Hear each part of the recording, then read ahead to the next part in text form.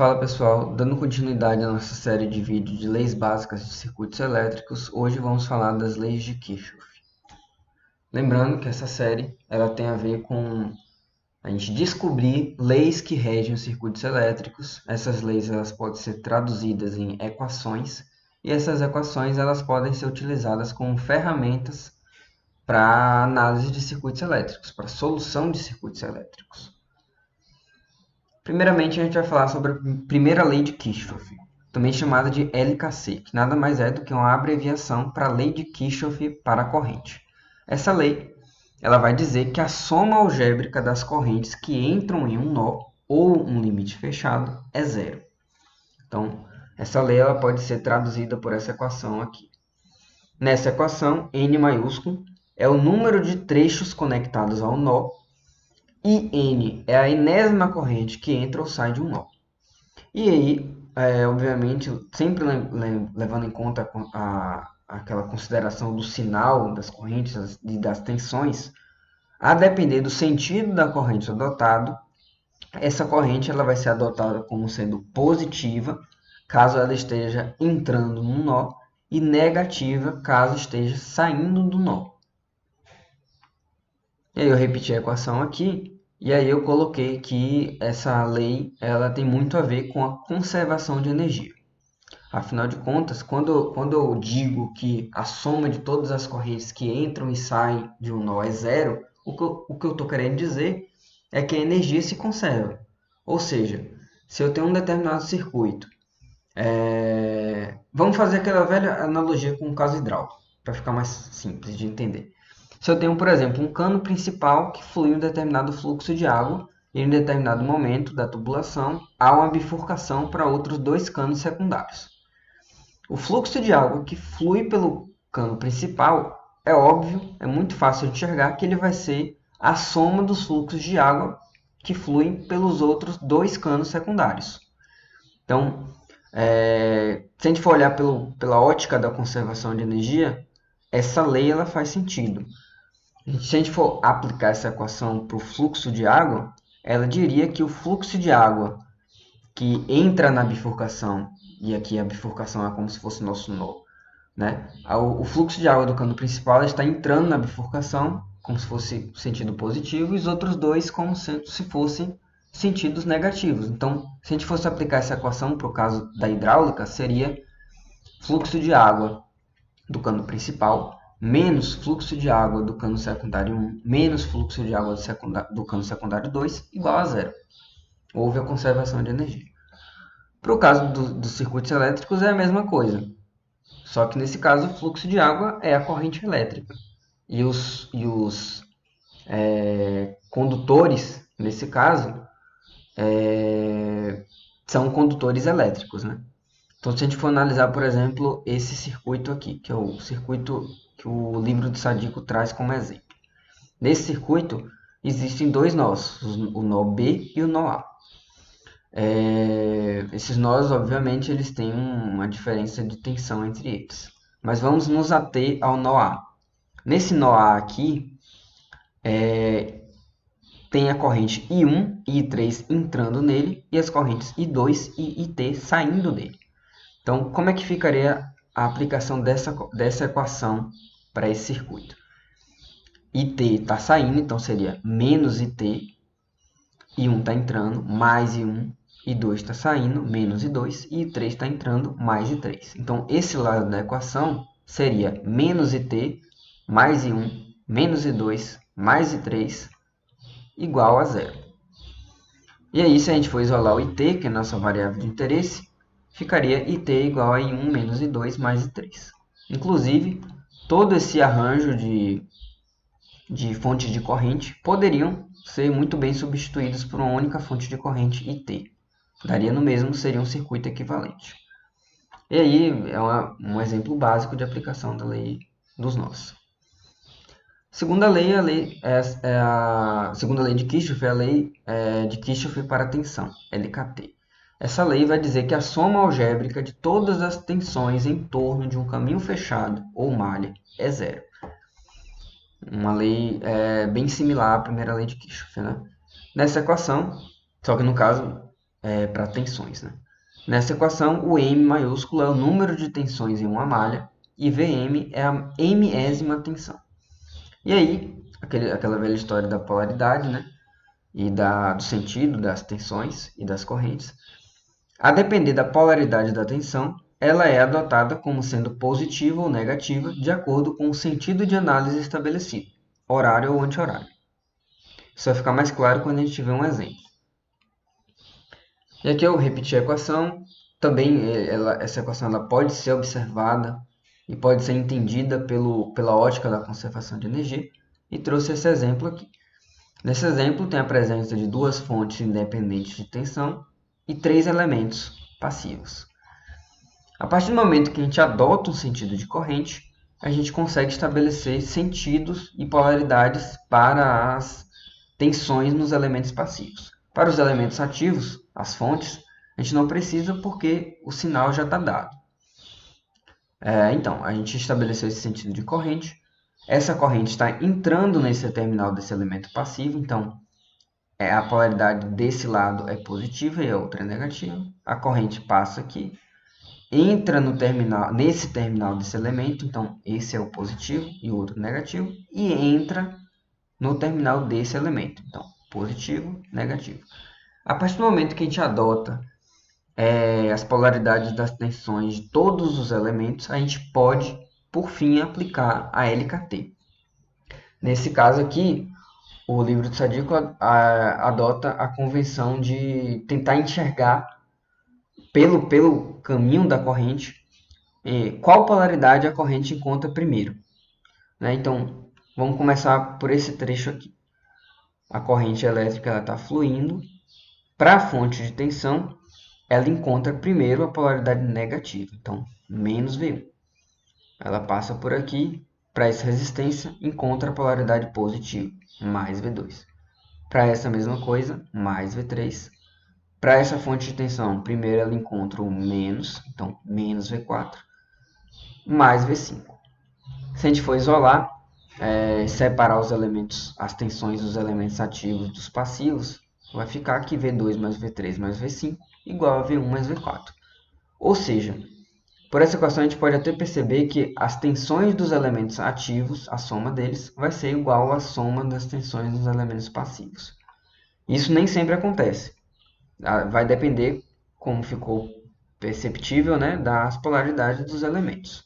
Por isso que é sempre bom encontrar as polaridades de todos os elementos para depois aplicar a lei. E claro, obviamente, sempre obedecer o sentido adotado. Nesse caso, adotou-se o sentido horário. E sempre também considerar todos os elementos. Então aqui perceba que a gente primeiro viu o V1, V2, V3, V4, por fim o V5. Não tinha mais nenhum elemento. Completou o loop, completou a malha inteira, o caminho fechado. Então a equação ela pode ser igualada a zero finalmente. E aqui eu trouxe três exemplos que o livro do Sadiku aborda. O primeiro deles é um exemplo de lei para resolução de circuitos mesmo. O primeiro deles é a aplicação, ele é resolvido através da aplicação da lei de Ohm e da lei de Kirchhoff das tensões. Então, primeiro tem esse exemplo, tem esse circuito aqui, né, com duas resistências e uma fonte V. Aqui a gente adotou esse sentido de corrente, ela está saindo do terminal positivo da fonte. Então, a partir do momento que a gente adotou esse sentido, ela está entrando por esse terminal, né, da resistência. Então, essa tensão aqui vai ser a tensão V1, com uma polaridade positiva, negativa. E tem aqui também a do V2, né? Então, se a gente for resolver esse circuito, como é que ficaria? V1, ele vai ser... Se a gente for aplicar a lei de Ohm, desculpa. Se a gente for aplicar a lei de Ohm nesse circuito aqui, a minha tensão V1 no resistor vai ser o quê? R vezes I. R é 2 e é a minha incógnita. Então, vai ser V1 igual a 2 vezes I. Para a tensão V2, perceba que a gente adotou um sentido contrário ao sentido da convenção passiva. Essa polaridade era para ser mais, menos, né? Porque a corrente elétrica está entrando por esse terminal.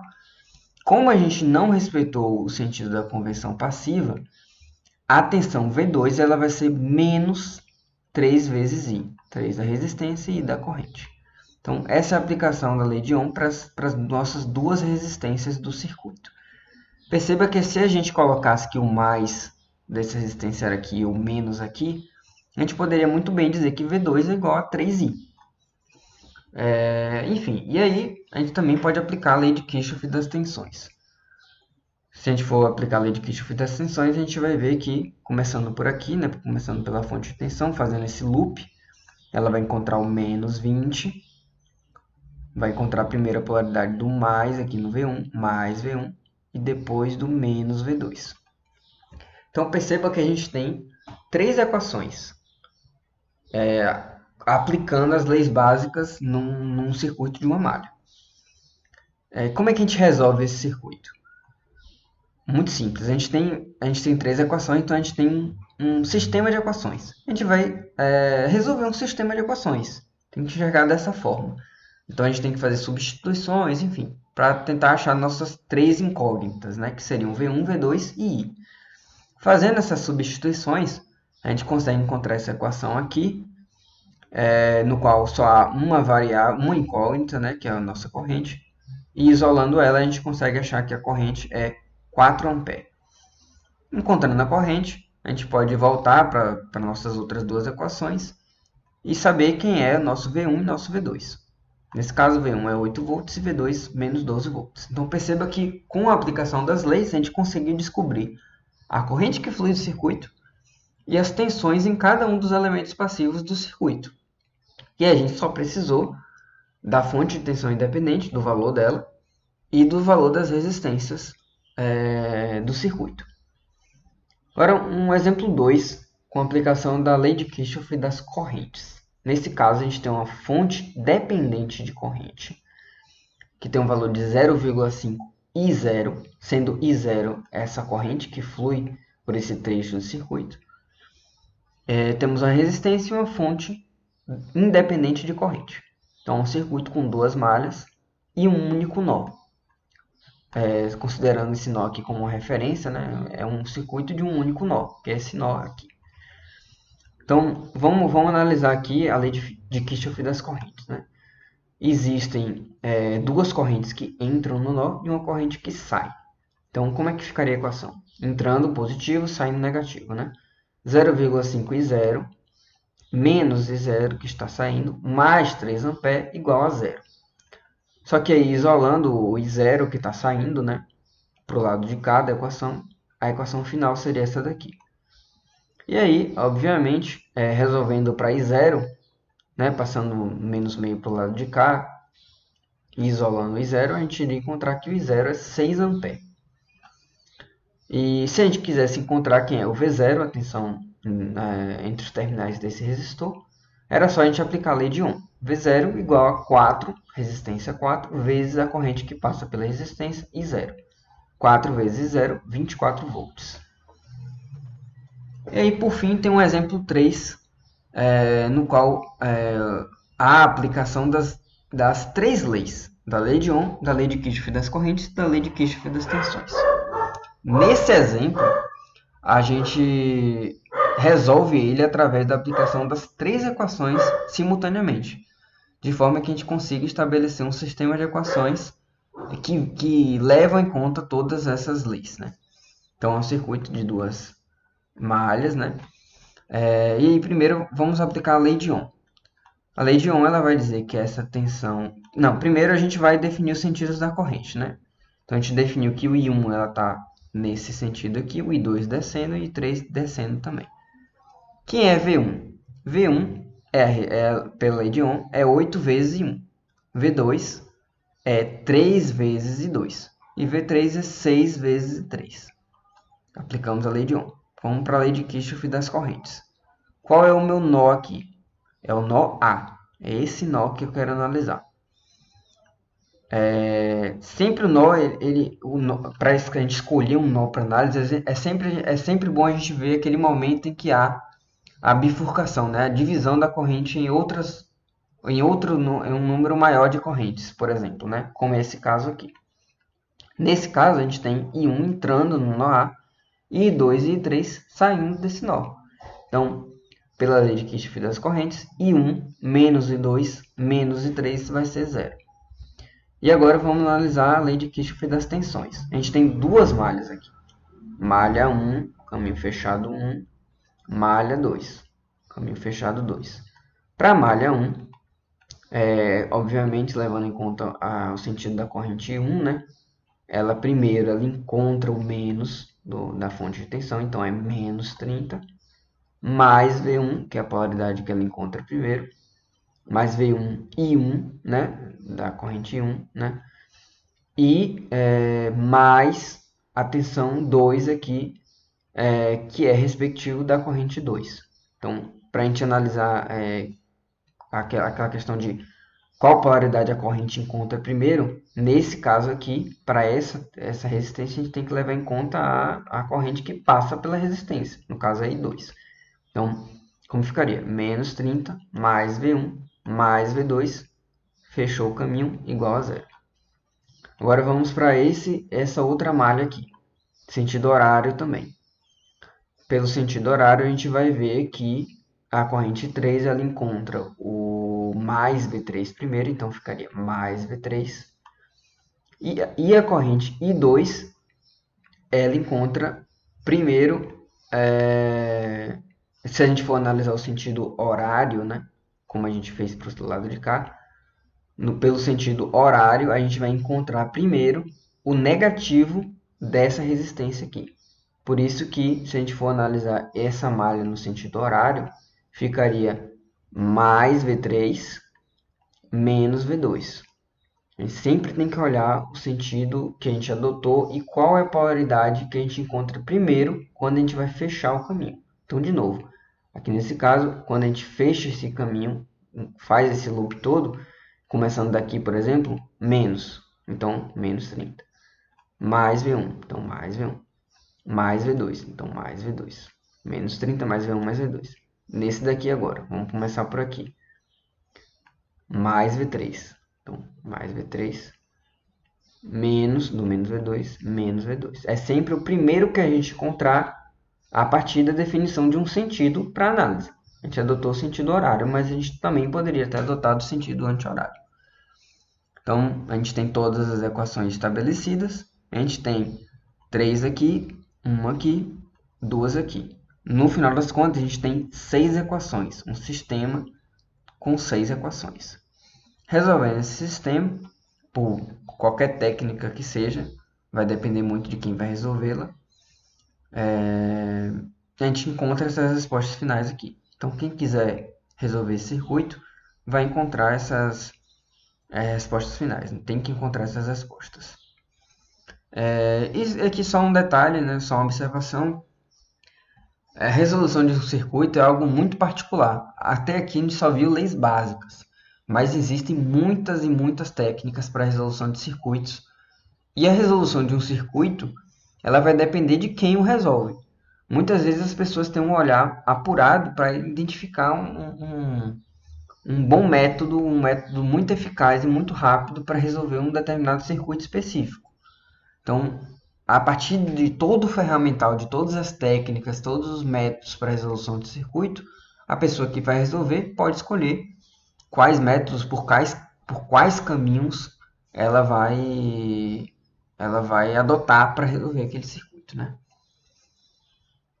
Então é isso, pessoal, e a gente fica para a próxima aula